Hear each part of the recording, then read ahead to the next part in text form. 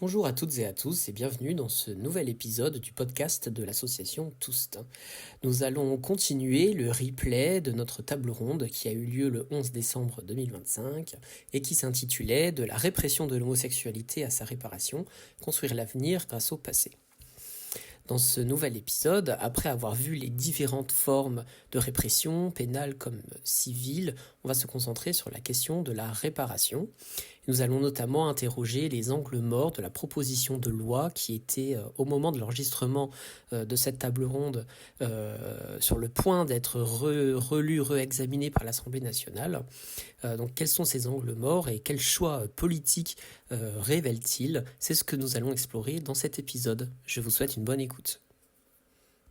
Maintenant, on va reprendre les mains levées dans l'ordre, du coup, parce que Étienne est parti, Andy Carbrat est parti. Euh, Tom Dovin de Diz, il me semble que c'était vous ensuite pour les mains levées. Vous voulez prendre la parole?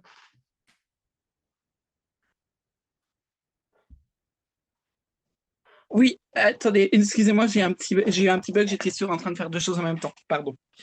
Ok. Voilà, moi je voulais revenir sur la question qu'avait posée Corentin. Comment éviter que le nationalisme et le négationnisme qu'il a posé. Là, ça va peut-être être mon côté prof qui ressort parce que je suis dans l'enseignement. Je suis en formation pour être prof de français pour les étrangers, mais en même temps, je donne beaucoup de cours particuliers à des collégiens. Et pour moi, la seule solution qui existe, vraiment, ça va être l'éducation. Éduquer sur l'histoire, parler, faire des interventions mieux scolaires sur la question, ou bien demander aux profs d'histoire de vraiment raconter ce qui se passe, expliquer, mais parler également de ce qu'est le négationnisme, ce qui est important. Donc voilà, pour moi, je ne sais pas ce que vous en pensez, mais pour moi, la seule solution qui existe, ça va être l'éducation. Je ne vois pas d'autre solution. Bon, évidemment, on ne va pas pouvoir éduquer Éric Zemmour, ça, on sait bien que c'est compliqué, mais éduquer les futures générations et leur dire que entendre que ça n'existe pas, c'est comme quand on entendait Jean-Marie Le Pen dire que les chambres à gaz n'étaient qu'un détail de l'histoire. Voilà, et bien, il faut leur dire non, ce n'est pas qu'un détail. Tout ça, ça passe par l'éducation. Je ne vois pas d'autre solution. Terence, peut-être avec homophobie par rapport à cette nécessité de passer par l'éducation pour faire vivre la mémoire et rendre hommage. Est-ce que tu as quelque chose à dire? Oui, d'ailleurs, je voudrais m'excuser. Tout à l'heure, en fait, comme je venais d'écouter Jean-Luc Romero, malheureux, donc je me suis happé dans ce qu'il disait. Donc, malheureusement, j'ai pas pu répondre à ce que tu me demandais, enfin, à ce que vous me demandiez concernant l'intérêt de cette loi et pourquoi, et comme tu avais mis l'accent sur le mot mémoire, en fait, exactement. Donc, Arlo, c'est Arlo qui vient de répondre, qui vient de parler, je sais pas. Non, c'est Tom. Ben, en fait, il a résumé ce que je pensais. Donc, c'est-à-dire que effectivement, malheureusement, nous, Stop Homophobie, on fait depuis quelques temps donc de l'hébergement à fond, et on a beaucoup de personnes qui viennent de l'étranger. Et donc, malheureusement, on entend beaucoup sans arrêt que nous avons, bon, tout le monde le sait, hein, que nous aurions importé l'homosexualité. Bon, nous n'avons pas importé l'homosexualité, par contre, effectivement, nous avons importé l'homophobie, l'Occident. Donc, cette loi, déjà, quand je disais pourquoi j'avais résumé en disant directement, c'est l'écho qu'il va y avoir à l'international, ça consistait justement à ça. C'est-à-dire que si un pays comme la France, qui a également propagé des lois homophobes pendant la colonisation, etc., venait à se dire on répare, on demande pardon publiquement, etc., il va y avoir un écho dans les pays où nous luttons contre la criminalisation de l'homosexualité pour faire comprendre, attention, il va y avoir un moment où vous aussi, vous allez devoir passer par là. Le cheminement sera peut-être plus long, mais vous allez devoir réparer et demander pardon. Donc c'est pourquoi c'est important. Et comme il vient de le dire, effectivement, c'est pour la mémoire, effectivement, de nos futures générations, comme il se passe actuellement, puisque l'Amérique est en train de tout effacer de ses fichiers, etc., de la mémoire LGBT. Donc, si la France venait à demander pardon officiellement, etc., enfin, tout bien comme on espère, ben là, on aura effectivement un poids. Et il a raison quand il parle il faut, comment lutter contre le négationnisme, etc. Ben, effectivement, c'est toujours en parler, témoigner, faire de la sensibilisation, et c'est super important, effectivement, d'avoir l'histoire.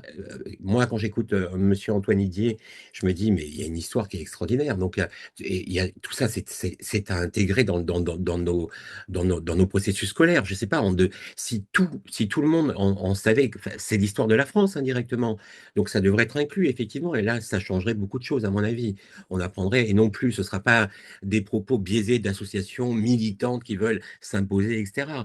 Et là aussi, si l'histoire, en fait, était bien factuelle, comme Antoine est en train de nous le présenter, je pense que, comme il disait tout à l'heure par rapport à Zemmour, bah, on ne pourrait pas avoir ce propos de révisionnisme si l'histoire, elle est là, elle est bien casée.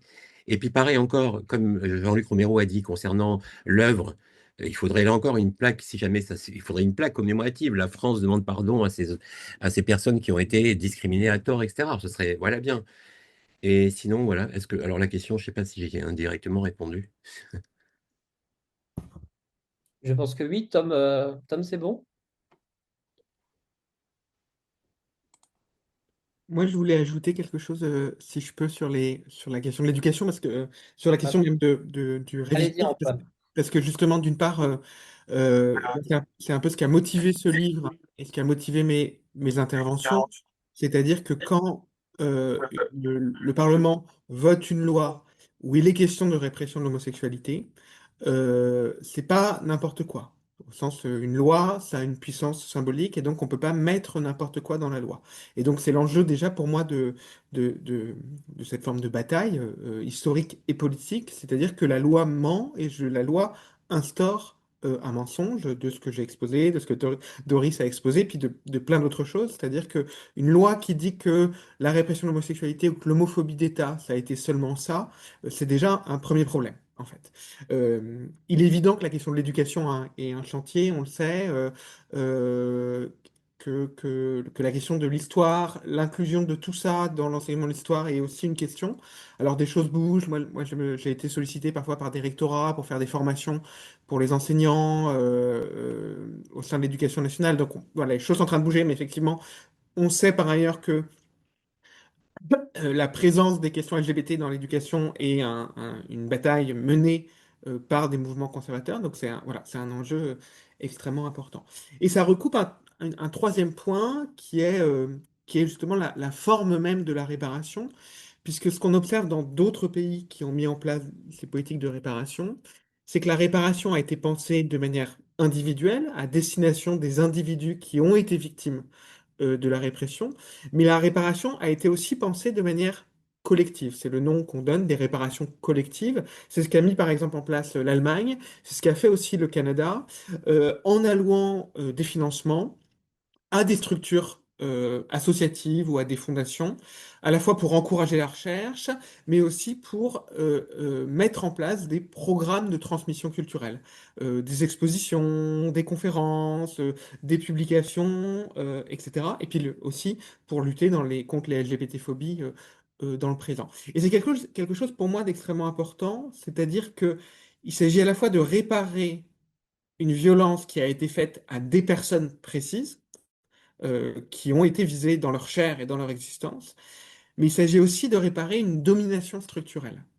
Et réparer une domination structurelle vise toutes les personnes qui ont vécu sous cette domination structurelle, mais qui continuent à vivre sous cette domination structurelle, et en fait toute une société qui était traversée par cette domination et qui l'est toujours. Et en ça, penser la réparation comme un chantier bien plus large, où on inclut la recherche, l'éducation, la transmission, est quelque chose d'extrêmement important, parce que l'homophobie n'a pas disparu le 4 août 1982 avec la loi qui supprimait la pénalisation de l'homosexualité, etc. Et c'est aussi une question, il me semble, extrêmement importante de ce débat, et qui d'ailleurs ne concerne pas seulement la répression de l'homosexualité, hein. Il y a plein de débats à l'échelle internationale sur, par exemple, la réparation de l'esclavage et comment penser les formes de réparation de l'esclavage, euh, à la fois parce que les victimes, en général, sont plus vivantes.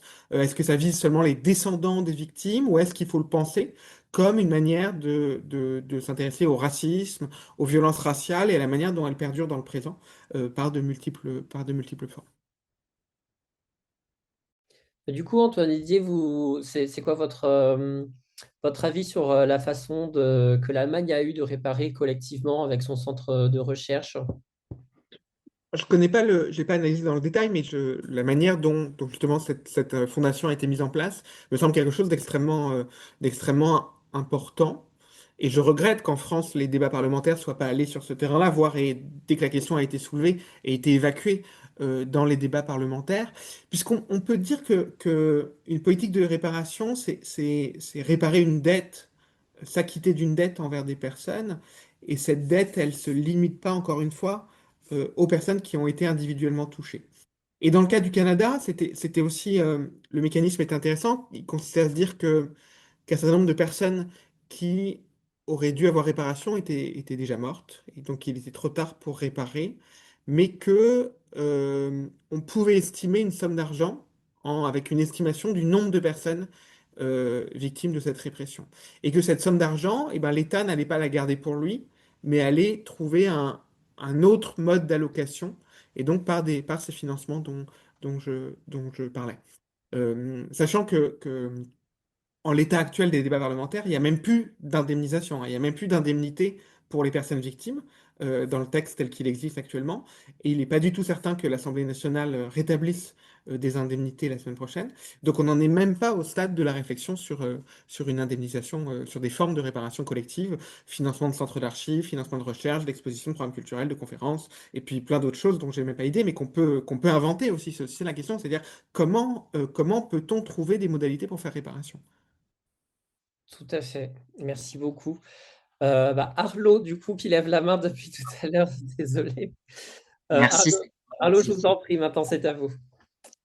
Merci. Déjà, merci beaucoup, Antoine Didier, pour cette prise de parole, puisque ma question, du coup, était de base une question pour Étienne Deshoulières, qui est parti il y a un petit moment maintenant. Et du coup, je me suis dit, c'est pas grave, Andy Carbrat aura peut-être la réponse. Mais du coup, je suis ravie qu'Antoine ait abordé la question de justement de quoi parle-t-on quand on parle de réparation et d'une loi de réparation, puisque comme Romain a posé la question tout à l'heure à Doris, sur qu'est-ce que les personnes individuelles que Doris a pu rencontrer dans ses recherches et dans ses entretiens attendraient comme réparation. En fait, moi, ça me semble tout à fait évident et logique que des personnes qui déjà n'ont pas conscience que leur histoire fait partie de l'histoire et que leurs histoires sont anecdotiques parce qu'une lesbophobie structurelle, parce qu'un sexisme et bref, une honte de manière générale. Du coup, bien sûr que ces personnes-là n'envisagent même pas une réparation, tout comme c'est le cas pour les homosexuels qui auraient été déportés pendant la Seconde Guerre mondiale. C'est tout à fait le cas qu'on connaît avec Pierre Sell, qui en fait s'est déjà tellement battu pour être reconnu comme un déporté, déjà pour être reconnu comme déporté et avoir une pension, et au-delà de ça, pour ne pas être reconnu seulement comme déporté politique, mais bien comme déporté homosexuel, ce qui n'est pas arrivé finalement. Il n'a jamais réussi à avoir ce statut reconnu par l'État. Où je vais avec tout ça? Je vais juste te dire, oui, la nature des réparations, du coup, ça me parle beaucoup, ce dont parle Didier, d'aller vers des réparations qui seraient collectives, puisque aujourd'hui, en 2025 et du coup bientôt 2026, quel sens, quel sens cela ferait d'avoir des réparations de l'ordre individuel, et surtout combien de personnes concernées par la répression de l'homosexualité, qu'elle soit pénale ou sociale, euh, quel sens ça ferait, et comment est-ce qu'on pense ça collectivement? Est-ce que ça va dans le sens des réflexions qu'il y a autour du texte de loi actuellement, et tac, tac, tac. Enfin, quelle est la matérialité? De quelle somme on parle actuellement? Parce que j'ai pas suivi sur les dernières semaines qui sont les associations référentes ou les interlocuteurs du milieu plutôt associatif et de terrain face aux parlementaires, aux députés. Enfin voilà, j'ai besoin d'avoir un peu plus de matière que tout ça, puisque du coup là j'enfile ma casquette, je vous dis d'où je parle.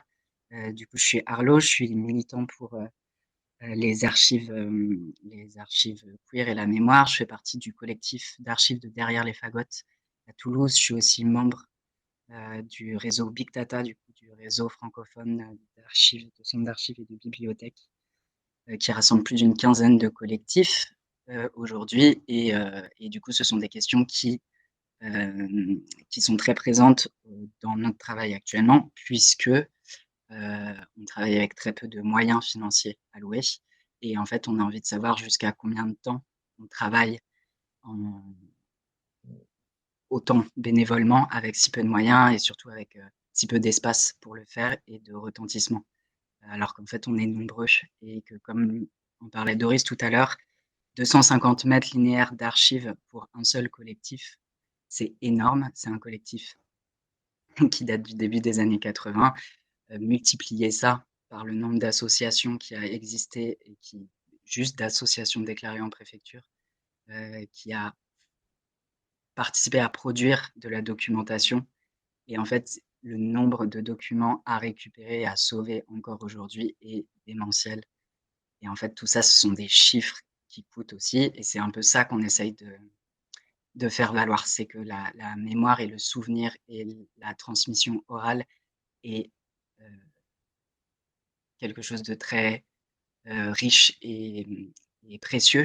Mais en fait, les archives, ce sont avant tout de la matérialité et des choses qu'on essaye de préserver le plus longtemps possible. Donc, ce sont des choses qui coûtent cher. Et pour ça, il y a vraiment besoin de moyens et de personnes et d'espace. Voilà, je pose mon petit plaidoyer juste ici. Alors, pour répondre, peut-être déjà de manière pratique, enfin concrètement, la proposition de loi initiale prévoyait une somme de 10 000 € pour les personnes condamnées, plus une indemnité journalière par jour d'emprisonnement. Si ma mémoire est bonne, c'était 100 € par jour d'emprisonnement. Mais 150, je crois. voilà, bon, en tout cas, il y avait quelques dizaines d'euros par jour d'emprisonnement, en plus de la somme forfaitaire de 10 000 € pour toutes les personnes condamnées. Sachant que 150, bon, Ouais. ok, 150. En tous les cas, en l'état des discussions parlementaires, l'indemnité a été supprimée par le Sénat et le texte qui sera discuté dans 4 jours en commission des lois à l'Assemblée nationale, puis la semaine prochaine en séance à l'Assemblée nationale, il n'y a plus d'indemnité financière, quelle qu'elle soit. C'est simplement une reconnaissance symbolique et pas de réparation. Euh, Donc c'est le Sénat qui supprime ça, mais l'Assemblée nationale avait déjà voté favorablement pour ça. Du coup, là, la question, c'est est-ce qu'elle va vouloir le remettre une deuxième fois? Oui, sachant que les signaux sont plutôt négatifs pour l'instant, les signaux qui remontent de l'Assemblée là-dessus. Tout à fait. Euh, Combien de personnes? Alors ça, c'est une grande question parce qu'on peut évaluer le nombre de personnes condamnées pour homosexualité. On a des évaluations. Le nombre de personnes qui ont subi une décision discriminatoire dans une décision de divorce, ça c'est quasiment impossible à évaluer statistiquement, puisqu'on n'a pas de catégorie statistique. Aujourd'hui, il y a peu de personnes qui se sont manifestées publiquement. Il y a en général 2 personnes qui prennent la parole qui ont été condamnées pour homosexualité. Bernard Bousset, Michel Chomara sont les 2 principales personnes. Ce qui pose question, c'est-à-dire est-ce que il n'y a pas d'autres condamnés vivants ou est-ce que les condamnés ne prennent pas la parole, soit parce que ils ont honte, soit parce qu'ils veulent pas, soit parce que l'information n'est pas parvenue jusqu'à elles ou eux. Ce que disait Doris tout à l'heure me semblait extrêmement important. Comment, d'un coup, en posant la question à des personnes, ça les prend en dépourvu parce que la question ne s'est jusque-là pas posée. Et c'est aussi un enjeu de ce débat. Euh, on peut se dire qu'il y aurait plusieurs dizaines de personnes peut-être qui demanderaient une indemnisation si cette indemnisation existait. Euh, Ce qui pose d'ailleurs un autre problème, c'est-à-dire admettons que la loi soit votée et admettons qu'il y ait une indemnisation. Il y aura un problème technique, c'est-à-dire comment les personnes prouvent qu'elles ont été condamnées. Une partie des personnes condamnées n'ont pas gardé les décisions de justice pour différentes raisons. Et donc, qui ira chercher les décisions de justice? C'est un travail de passer du temps dans les archives. C'est aussi une question qu'on doit se poser. Est-ce qu'il faudra mettre en place des collectifs militants à l'écoute des victimes pour les accompagner dans la recherche de la preuve? Sachant que parfois des jugements disparaissent, que les archives sont incomplètes. Donc, ce sera aussi une autre question qui s'est posée dans d'autres pays. Comment on prouve, qu'est-ce qu'on demande aux victimes pour avoir droit à réparation? Je crois, Arlo, vous parlez de Pierre Zell. Pierre Zell raconte ça quand il a dû prouver qu'il avait été déporté pour homosexualité, l'absurdité, 40 à 50 ans après, de devoir produire des preuves, dénicher des archives qu'il n'avait aucun moyen de dénicher, euh, etc. Et sur Big Data, qui avait pris position, je pense que je vais laisser parler Doris, voilà, qui a 1000 fois plus de compétences que moi sur le sujet. Oui, je me permets peut-être de rebondir directement du coup. Oui, allez-y. Du coup, donc le Big Data, comme disait Arlo, c'est le réseau des bibliothèques et centres d'archives LGBTQIA+ francophones, qui a été créé en 2021 pour rappel et qui regroupe une quinzaine, vingtaine de membres. C'est principalement la France hexagonale, un petit peu la Suisse et le Canada. Et donc, concrètement, le réseau a des outils de partage de ressources, de mise en commun d'inventaire. On met en place aussi des formations sur la question de l'archivage, des financements, etc. Et donc, c'est un réseau qui, de façon générale, œuvre à la mise en commun des ressources et des connaissances pour promouvoir les archives et l'histoire et les mémoires LGBTQIA+. Le réseau promeut une histoire décentralisée aussi de la région parisienne, avec du coup une multiplication des collectifs d'archives partout où ils veulent exister, et une histoire aussi des marges, donc les lesbiennes, les personnes racisées, les personnes trans, les personnes intersexes, auxquelles on pense moins quand on parle d'homophobie. On avait effectivement on avait publié une première tribune, je crois, en 2024, qui s'intitulait Reconnaître ne suffit pas à réparer. Je pense que la position est assez claire, où on parlait notamment des exemples de l'Allemagne et du Canada de mémoire, justement sur la question des réparations matérielles et de ce que ça veut dire aussi en termes de moyens pour les archives, pour l'éducation et pour l'avenir. On est en train, sans vouloir spoiler, de travailler du coup sur une deuxième tribune, puisque il y a des deuxièmes débats. Donc ça devrait sortir bientôt, et nos demandes sont relativement similaires, hein, puisque le problème n'a pas vraiment bougé depuis la précédente tribune. Nous, ce qu'on demande, entre autres, c'est plus de moyens pour la recherche, plus de moyens pour les centres d'archives, euh, et, euh, et, un arrêt aussi des effets de concurrence entre les centres d'archives LGBT, mais dont je pourrais reparler peut-être juste après. Je vous propose, Doris, d'enchaîner directement sur ce point si vous voulez. D'accord, très bien. Alors, je prends mes notes. Euh, En fait, je me suis basé en partie, enfin, je vais revenir du coup sur une question que vous m'avez posée quand on avait échangé sur comment les futures maires peuvent se saisir de la question, notamment à l'échelle des villes. Après, Et avec le municipal qui approche et cette loi qui risque d'être décevante, c'est peut-être c'est ça. intéressant de se poser la question de, au moins au niveau municipal, parce que je sais aussi que dans les inscrits à cette table ronde, il y avait aussi des gens qui travaillent à l'échelle municipale. Donc, oui, c'est important de se poser la question. Allez-y, pardon. Bon, on leur enverra notre tribune, il n'y a pas de problème, ils l'auront. Mais du coup, il y a plusieurs questions qui se posent au niveau matériel pour faire valoir cette histoire. Il y a le soutien financier et la mise à disposition des locaux. C'est quelque chose d'essentiel. Ça paraît presque hallucinant que ce ne soit pas déjà le cas. En réalité, par exemple, les archives recherche culture lesbienne, elles sont dans la Maison des femmes du 13e. Donc, il y a plusieurs associations qui sont au sein d'un même centre, un peu comme les centres LGBT. Il y a de nombreux travaux à faire. C'est des lieux qui commencent à être vraiment abîmés depuis les années 90, où il y a eu un déménagement dans ces locaux. Il y a une baisse des subventions concernant les droits des femmes et les droits LGBTQIA+. Donc, du coup, ça fait aussi que c'est plus difficile de rémunérer derrière des personnes pour s'occuper, que ce soit des archives, mais aussi des individus qui viennent, pour le cas de la Maison des femmes de Paris, des personnes migrantes, des personnes précaires, des personnes qui ne parlent pas français. Euh, et en fait, ce qu'on constate, c'est que les associations continuent à faire le travail que l'État et les collectivités ne font pas, mais qu'en plus, elles le font en ayant de moins en moins de moyens. Et donc, c'est quelque chose de très inquiétant pour l'avenir, et notamment à l'aune des futures municipales.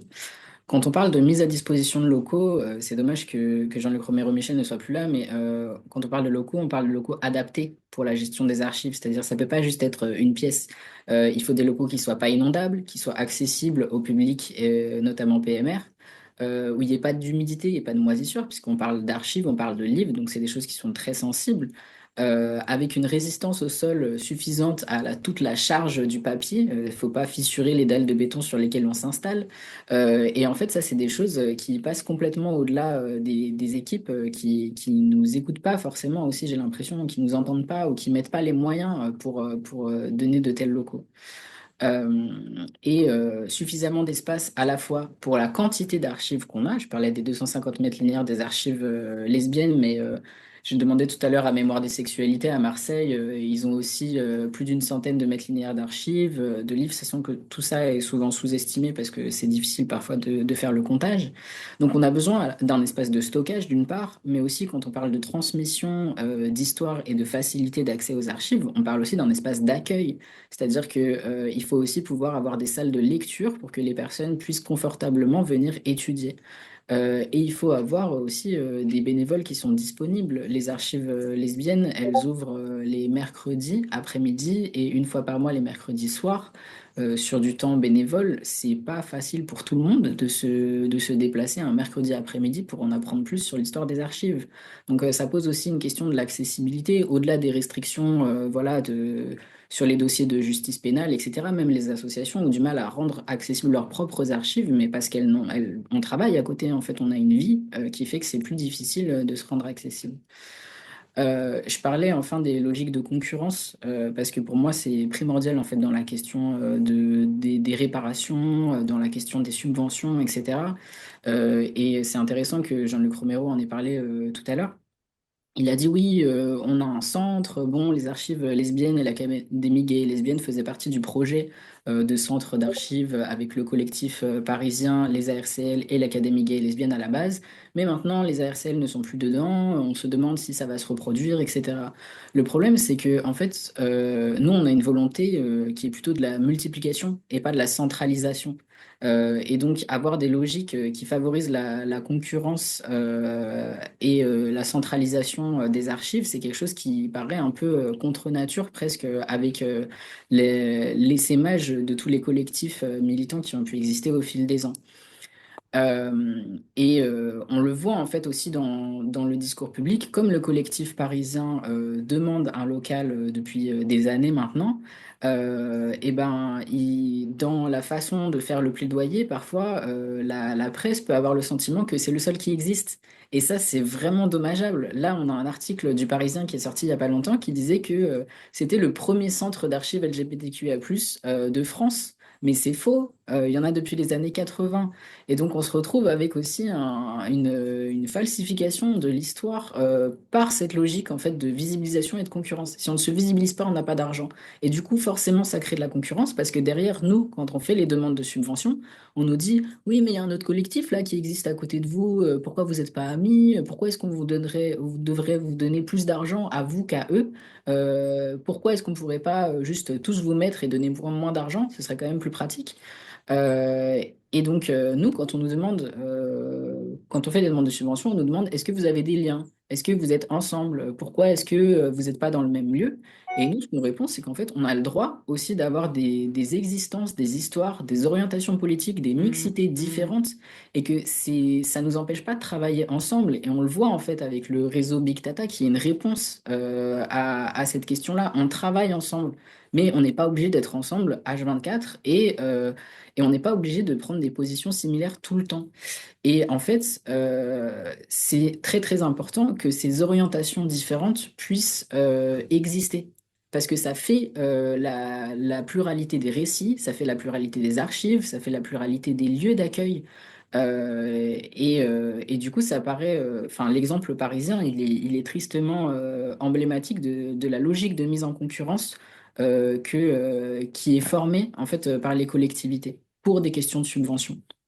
Et donc, nous, ce qu'on demande aussi, c'est qu'on arrête en fait de nous mettre en concurrence et qu'on nous dise de quoi vous avez besoin et qu'on donne à tout le monde et pas juste au collectif qui a les meilleurs agents de com, en gros. Enfin, c'est quand même assez étonnant.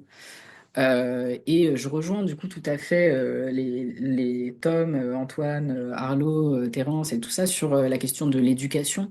En fait, au niveau des mairies, ce qui pourrait être aussi très intéressant, c'est la mise en place d'accords et de partenariats sur les expositions, sur les conférences, sur les actions de valorisation des archives de façon générale, à savoir en fait aider pour la rémunération ou au moins le défraiement des intervenants, mettre des salles à disposition. Un des trucs les plus durs en région parisienne notamment, c'est de trouver des salles, mais c'est quelque chose qui se retrouve partout.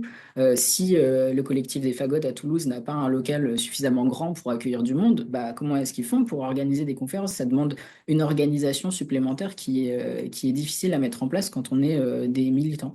Et donc oui, en fait, on a des demandes très matérielles pour commencer et je pense que sans toutes ces mises à disposition de moyens, on ne pourra pas avoir une histoire plurielle avec l'archivage communautaire queer, l'archivage des personnes racisées, des personnes handy, etc. Merci beaucoup, Doris. Vraiment, c'est hyper intéressant. Il faudrait faire une table ronde juste sur ce sujet, presque.